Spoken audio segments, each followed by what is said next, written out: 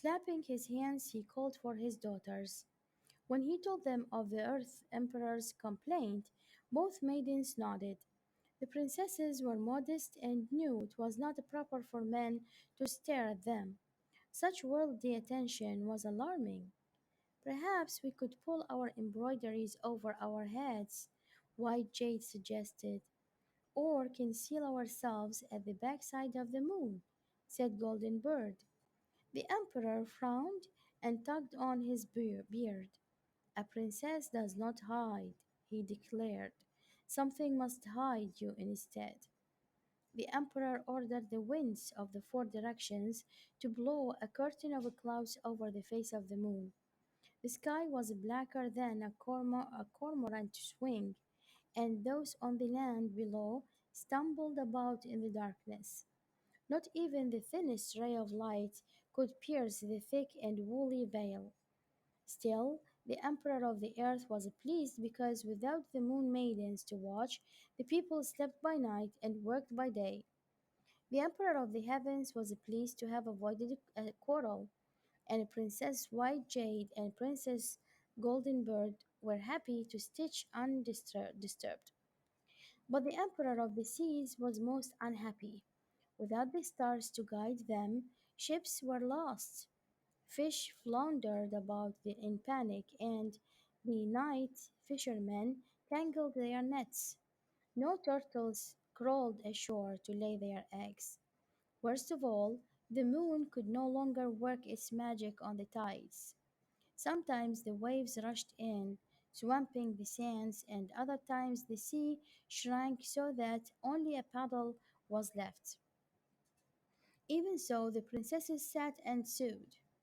At last the Emperor of the Seas whirled into the sky on a typhoon and roared, "Give us back the moon!" The mighty Emperor of the Heavens paled before such anger. "If that is your desire, noble cousin," he replied, but his heart despaired. "What now?" he asked his daughters. "By trying to please everyone, I please no one, least of all myself." Princess White Jade bowed to her father. "We have been talking," she said, Golden Bird and I. "With your permission," said her sister, "we wish to trade places with our royal brother in the sun."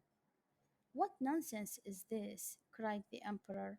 "The Sky Prince may live in the Palace of the Moon," explained White Jade, "and we can move to the Pagoda of the Sun."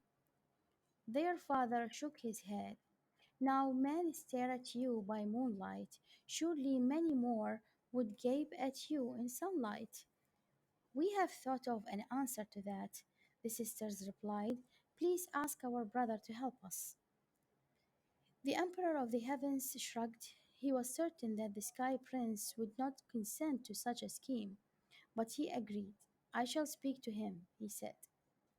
At twilight, that time when the sun has set and the moon has not yet risen, the Emperor visited the Pagoda of the Sun. He found his son dozing on the throne, his head in his hands. "Forgive me, worthy father," said the Sky Prince, jumping up, "but I am sleepy. After waking the sun at dawn, I am too busy to blink until I put it to bed at dusk." "Would some other life better suit you?" asked the Emperor. "I would willingly trade all this glory," said the Sky Prince, waving his hand at the shining golden pagoda, "for the chance to rest now and then."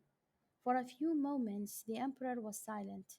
Then, in a voice that shook the sky like thunder, he proclaimed, "So be it."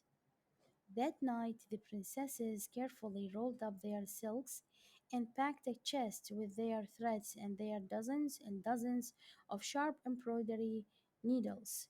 Then a dragon chariot carried White Jade and Golden Bird across the ceiling of heaven to the pagoda of the sun.